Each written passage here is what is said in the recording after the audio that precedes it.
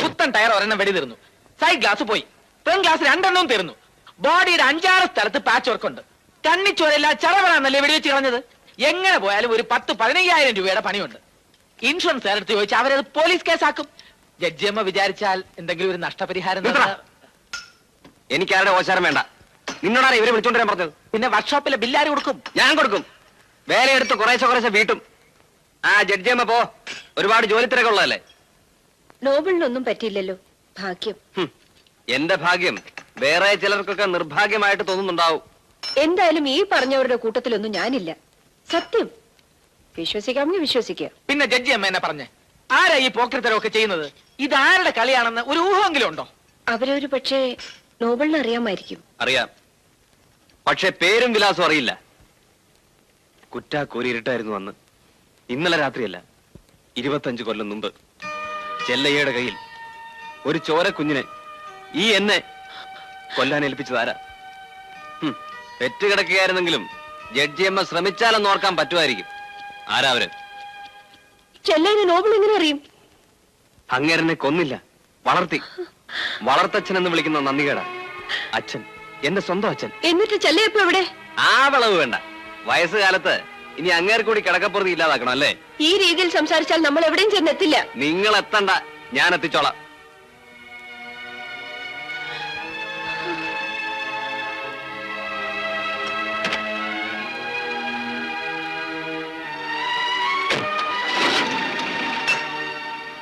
പോണ വഴിക്ക് അഴിച്ചു നോക്കിയാ മതി. ഇന്നലെ കൊല്ലാമെന്നോടെ വണ്ടി നമ്പര. ആൾക്കാരെ ജഡ്ജിയമ്മയ്ക്ക് മനസ്സിലാവും. അവന്മാരോട് കളി നിർത്തിക്കോളാൻ പറ. ആ വിട്ടു.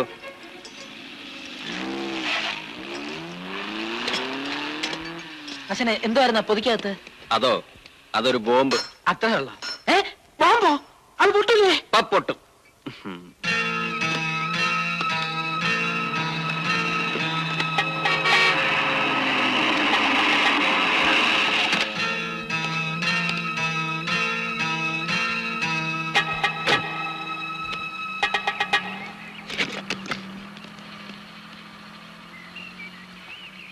ഹായ് മമ്മ, ഇതെന്താ ഒരു ഫോൺ പോലും വിളിക്കാതെ? പെട്ടെന്ന് നിന്നെയും ലോറൻസിനെ ഒന്ന് കാണണം തോന്നി. നമ്പർ പ്ലേറ്റിന് എന്ത് പറ്റി? അത് ഒന്നും പറയട്ടെ കുഞ്ഞെ. കുണ്ടും കുഴിയായിട്ട് കിടക്കുന്ന ഈ എസ്റ്റേറ്റ് റോഡൊക്കെ ഒന്ന് ടാർ ചെയ്യണമെന്ന് ഞാൻ പറയാൻ തുടങ്ങിയിട്ട് നാളെ എത്രയായി. സമ്മതിക്കണ്ടേ നിന്റെ മകൻ പിശുക്കൻ? കാലത്തെ വണ്ടി എടുത്തുകൊണ്ട് എസ്റ്റേറ്റിലേക്ക് ഒന്ന് കറങ്ങി. തിരിച്ചു വന്നപ്പോ നമ്പർ പ്ലേറ്റ് ഇല്ല. ഇനി ഡീസലും കത്തിച്ച് അത് തപ്പി കിടക്കുന്നതിൽ ലാഭം പുതിയൊരെണ്ണം ഉണ്ടാക്കാന്ന് വിചാരിച്ചു. വല്ലാത്ത കാലം തന്നെ. അതെ, അത്ഭുതങ്ങൾക്കൊന്നും ഒരു പഞ്ഞവും ഇല്ല. ഇന്ന് രാവിലെ നമ്മുടെ എസ്റ്റേറ്റിൽ വെച്ച് കളഞ്ഞുപോയ നമ്പർ പ്ലേറ്റ് ഇന്നലെ രാത്രി കുട്ടിക്കാനത്തൊരുത്തന്റെ കൈ കിട്ടിയിരിക്കുന്നു. എന്തൊരു അതിശയമാണല്ലേ. ഇത് നമ്മുടെ നമ്പർ പ്ലേറ്റ് അല്ലേ? ഇത് എന്റെ കൈ തന്ന ആരാണെന്ന് അറിയാമോ? ആ, നിങ്ങൾക്കൊക്കെ അറിയാവുന്നേ. എന്റെ മോനെന്നും പറഞ്ഞ ഒരുത്തൻ നടക്കുന്നില്ലേ, നോബിള്. ആ, അതിരിക്കട്ടെ. അവരെവിടെയാ അഡ്മിറ്റ് ചെയ്തിരിക്കുന്നത്? ആരെ? നല്ല എരിവുള്ള മുളക് പൊടിയാ കണ്ണി പോയിരിക്കുന്നത്. പ്രോപ്പർ ട്രീറ്റ്മെന്റ് ഇല്ലെങ്കിലേ കാഴ്ച പോവും. എവിടെയാ അഡ്മിറ്റ് ചെയ്തിരിക്കുന്നത്? District hospital. ഐ സ്പെഷ്യലിസ്റ്റ് ഒക്കെ ഉണ്ടല്ലോ? ഉണ്ട്. Very good.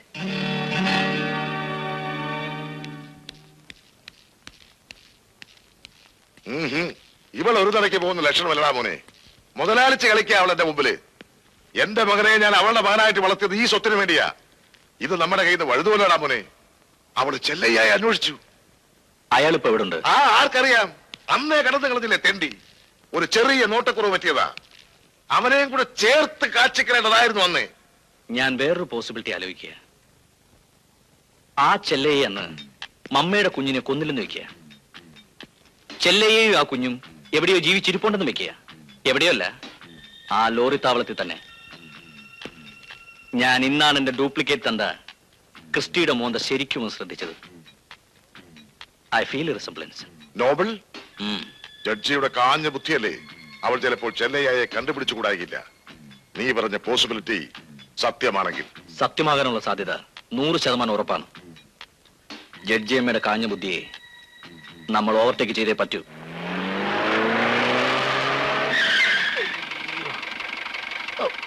അയ്യോ,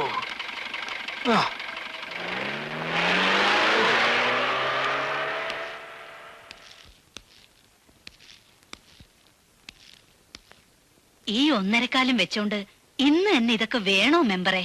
വേണോന്നോ? വേണം. ആശുപത്രി കിടക്കെ വെച്ച് എന്റെ ചോര കൊണ്ട് ഞാൻ സത്യപ്രതിജ്ഞ ചെയ്ത് ഇറങ്ങുന്ന അന്ന് രാത്രി തന്നെ അവളെ ഞാൻ വാക്കാൻ പറയണോ? അതല്ല മെമ്പറെ, മെമ്പറിനാണെ ശരീരം കൊണ്ട് ആവതില്ലാതിരിക്കല്ലയോ. പെണ്ണാണെ തിന്നു കൊഴുത്ത് പന്നി പോലെ ആയിരിക്കുക. ഒരു 2 ദിവസത്തെ സാവകാശം തന്നാലേ ഇന്നാളത്തെ പൊടി ഞാൻ ഒരു തവണ കൂടെ കൊടുത്തു നോക്കാം. അയ്യടി, ഇന്നാളത്തെ പൊടിതീറ്റിയാണല്ലോ എന്നെ ഈ കോലത്തിലാക്കിയത്. എടീ, ഒരു നത്തോലിപ്പണിനെ ഒതുക്കാനുള്ള ഭാര്യമൊക്കെ ഇപ്പോഴീ മെമ്പർക്കുണ്ടടി.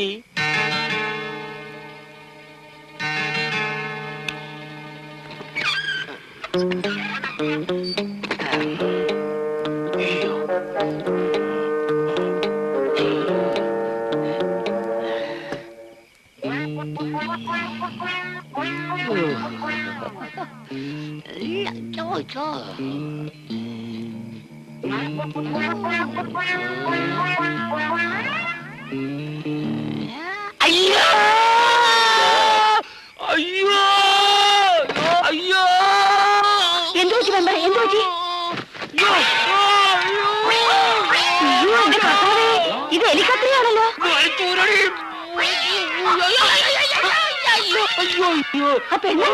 പെണ്ണ് അയ്യോ.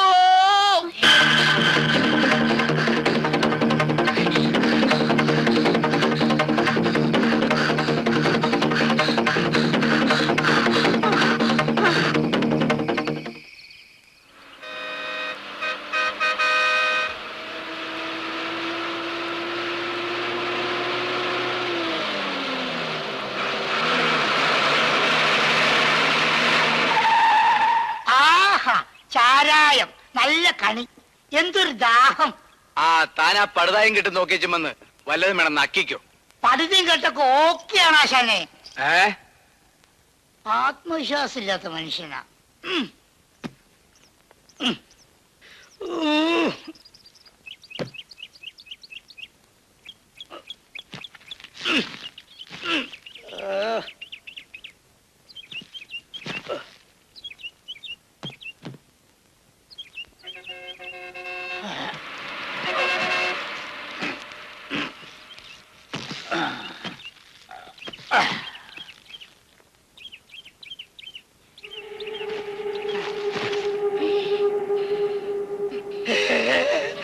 അയ്യോ ആശാനെ, ചാവോ, ചാവോ, അയ്യോ, ചാവോ.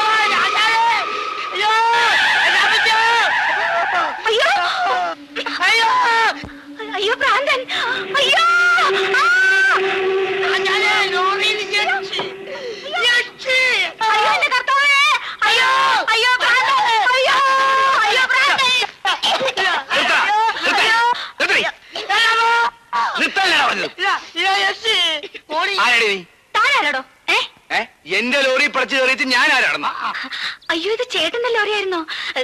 നമസ്കാരം. എന്തൊരു സ്പീഡായിരുന്നു. വളവൊക്കെ എടുത്തപ്പോ ഞാനിങ്ങനെ അള്ളിപ്പിടിച്ച് കിടക്കായിരുന്നു. കർത്താവേ. അതിരിക്കട്ടെ, നീ എവിടുന്നാ കേറിയത്? അരുവാളവില് നിങ്ങൾ ലോറി തണുപ്പിക്കാൻ നിർത്തില്ലേ, അന്നേരം ഓടിയൊന്ന് കയറിയതാ. വളരെ നന്നായി. ഇതേതാ സ്ഥലം? ലോറി താവളാണോ? ഇവിടെ അടുത്താ. പൊന്നുമോൾ ആരെ കാണാനാ ഇതിനകത്ത് വലിഞ്ഞു കയറിയത്? നോബിളേട്ടനെ. ഓ, നോബിള് ചേട്ടൻ. ആ എടാ, നമ്മുടെ നോബിളെ. നോബിള്. ഞങ്ങൾ തമ്മിൽ വളരെ ക്ലോസ് ഫ്രണ്ട്സാ. എന്റെ പേര് ശിവൻകുട്ടി. അയ്യോ, ശിവൻകുട്ടിയേട്ടനല്ലേ? ആ. കണ്ടിട്ടുണ്ട്, കേട്ടിട്ടുണ്ട്. അതല്ലേ ഞാൻ ഓർത്തെ, കണ്ടപ്പോഴേ നല്ല മുഖപരിചയം. ഏതായാലും മോൾ എന്റെ കയ്യിൽ തന്നെ വന്നു പെട്ടത് വളരെ നന്നായി. ഇതൊരു വല്ലാത്ത സ്ഥലാ. അലമ്പ് അലമ്പ്. ആ. നോബിള് വരുന്നത് വരെ പെങ്ങള് നമ്മുടെ വീട്ടിൽ വന്നിരിക്കട്ടെ അല്ലടാ. ഇരിക്ക് ഇരിക്ക്, എന്തുകൊണ്ട് ചെയ്തോട്ടെ.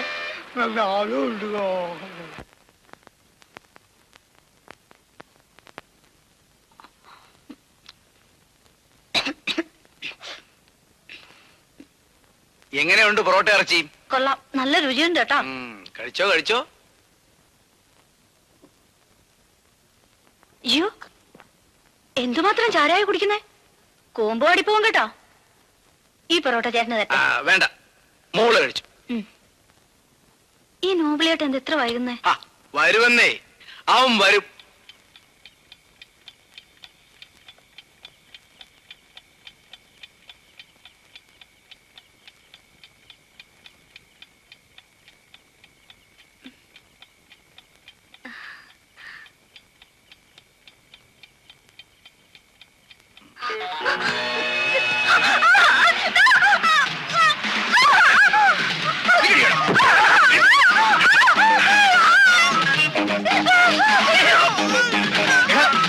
ശിവൻകുട്ടി,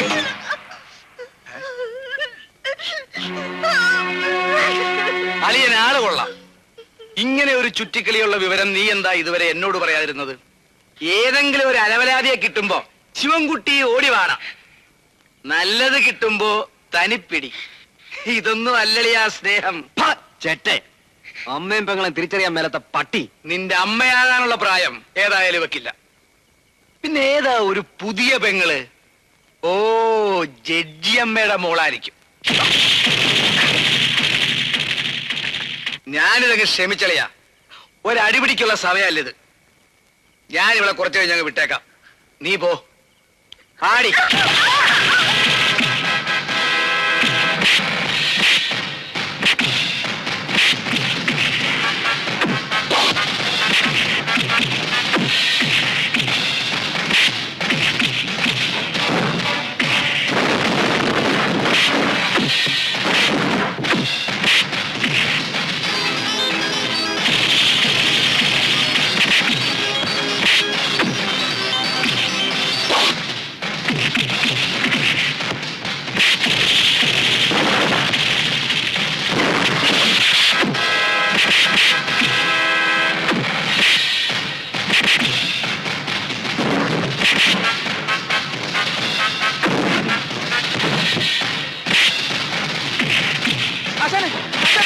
എന്തിനു വേണ്ടിയായിരുന്നു പറഞ്ഞിട്ട് രണ്ടും കൂടെ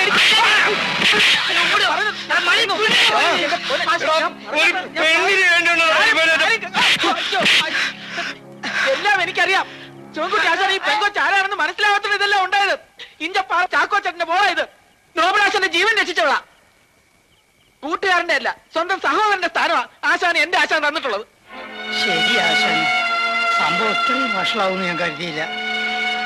തെറ്റ് എന്റെ തന്നെയാ.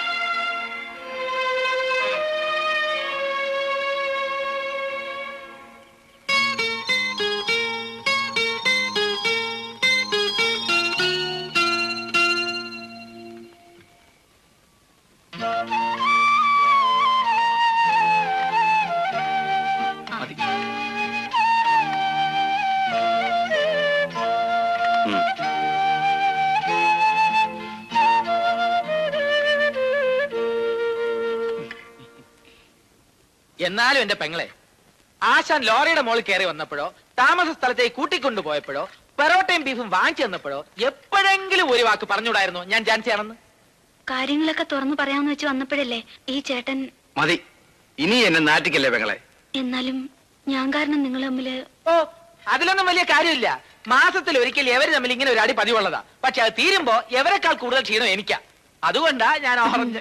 അപ്പോ ഇതിനു മുമ്പ് ഇങ്ങനെ നിങ്ങൾ തമ്മിൽ പെണ്ണുകേസിന് തല്ലുണ്ടാക്കാറുണ്ടായിരുന്നോ? പിന്നില്ലേ, കാഞ്ഞിരപ്പള്ളി അന്നമ്മ, വട്ടപ്പാറ അമ്മിണി, പൊട്ടക്കുളം സൈനബ, അവരെയൊക്കെ നേർവഴിക്ക് കൊണ്ടുവരാൻ വേണ്ടി എന്റെ ആശാന്മാർ എന്തുമാത്രം ശ്രമിച്ചിട്ടുണ്ടെന്ന് അറിയാമോ? അല്ലേ? ഇവര് പെണ്ണുങ്ങളുടെ അല്ല, ആണുങ്ങളുടെ മുഖത്ത് പോലും നോക്കില്ല. കിടന്നോളൂ. ജഡ്ജി അമ്മ ഈ വിവരം എങ്ങനെ അറിഞ്ഞു? ജസ്റ്റിസ് നാരായണയർ ഇവിടെ സുഖമില്ലാതെ കിടപ്പുണ്ട്. ഞാൻ അദ്ദേഹത്തെ കാണാൻ വന്നതാ. അപ്പോഴാരോ പറഞ്ഞു ലോറി താവളത്തിൽ നിന്ന് ഒരു അടിപിടി കേസ് എത്തിയിട്ടുണ്ടെന്ന്. എനിക്ക് ഉറപ്പായിരുന്നു, ഒന്നുകിൽ നോബിൾ അല്ലെങ്കിൽ ശിവൻകുട്ടി. പക്ഷെ രണ്ടുപേരും കൂടി പ്രതീക്ഷിച്ചിരുന്നില്ല. ഈ കുട്ടി ആരാ? എന്റെ പെങ്ങളാ. ഓ, എന്തായിരുന്നു സംഭവം? കേസാക്കില്ലെങ്കിൽ പറയാം. കുറെ പാണ്ടിക്കാര് ലോറി താവളത്തിൽ വന്ന് ഒരു കാരണവുമില്ലാതെ അലമ്പുണ്ടാക്കി. വണ്ടി തല്ലി പൊളിക്കുക, പെമ്പിളരെ കയറി പിടിക്കുക, ജാൻസിയും കയറി പിടിച്ചു. അല്ലേ? അയ്യോ, ആ കണ്ട അടിയിൽ ഞങ്ങള് നേടി, അവന്മാരോടി. യെസ്. തോറ്റവരോടി, നേടിയവർ കിടപ്പിലാവുകയും ചെയ്തു അല്ലേ? പിന്നെ അവര് 10-20 പേരുണ്ടായിരുന്നോണ്ടാ. അതെ. നോബിൾ, ഡിസ്ചാർജ് ചെയ്തതിനു ശേഷം സൗകര്യം പോലെ വീട്ടിലേക്കൊന്ന് വരണം. എനിക്ക് ഇത്തിരി സംസാരിക്കാനുണ്ട്. വേണമെങ്കിൽ ഞാൻ ലോറി താവളത്തിലേക്ക് വരാം. വേണ്ട, ഞാൻ വരാം. എന്തെങ്കിലും ബുദ്ധിമുട്ടുണ്ടോ? പണത്തിനോ വല്ലതും? പറയാൻ പഠിക്കണ്ട. വേണ്ട, പൈസയുണ്ട്. ഉണ്ട്. എന്നാ ഞാൻ വരട്ടെ.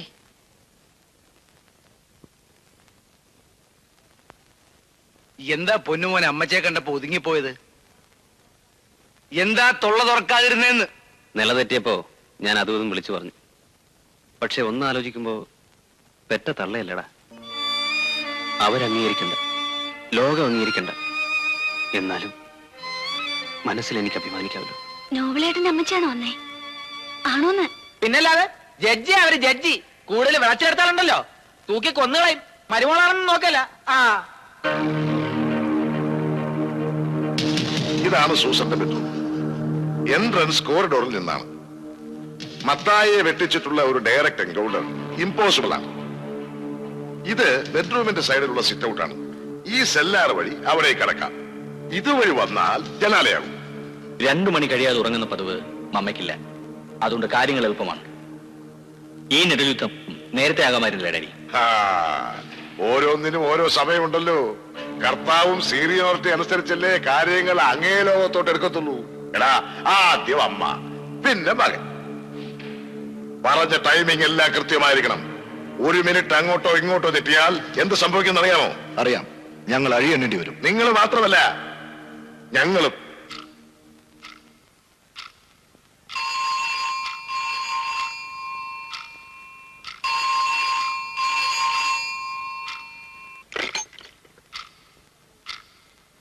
ഹലോ. ഞാൻ ഊഹിച്ചു, ലീവ് ആണെങ്കിലും നീ ഉറക്കങ്ങളെ ശരീരം നശിപ്പിക്കും. മണി 11 ആയില്ലേ? ഇനിയെങ്കിലും കുറച്ചു കാലം നേരത്തെ കിടന്ന് ഉറങ്ങിക്കൂടെ? ശീലമായി പോയി. ചെറിയ പ്രായമൊന്നും അല്ല മോളെ, കുറച്ച് വിശ്രമമൊക്കെ വേണ്ടേ? ലോറൻസിന് എന്താ ഈ ഐഡിയ അർദ്ധരാത്രിക്ക് തന്നെ തോന്നാൻ? ഏത് ഐഡിയ? അല്ല, എന്റെ ഉറക്കത്തിന്റെ ഷെഡ്യൂൾ മാറ്റം. അതല്ല, ഞാൻ വരണം കൂടി നമ്മുടെ ഡോക്ടർ മാത്യു ചെറിയാനെ കണ്ടു. നിന്റെ റെസ്റ്റ്ലെസ് ആയിട്ടുള്ള വർക്ക് എല്ലാ കാര്യത്തിനും കാരണമെന്ന് അങ്ങനെ പറയുന്നു. എന്റെ റെസ്റ്റ്ലെസ്നെസ് അല്ലല്ലോ ഇപ്പോഴത്തെ പ്രശ്നം. അല്ല, ശരീരത്തിന്റെ ആരോഗ്യമാണ് മനസ്സിന്റെ ആരോഗ്യം. ചെറിയ കാര്യങ്ങൾക്ക് പോലും നീ അപ്സെറ്റ് ആകാറുണ്ടല്ലോ. ഓ, ഉറക്കം വന്നിട്ട് കണ്ണ് പൊളിച്ചിട്ട് വേല. Anyway, good night.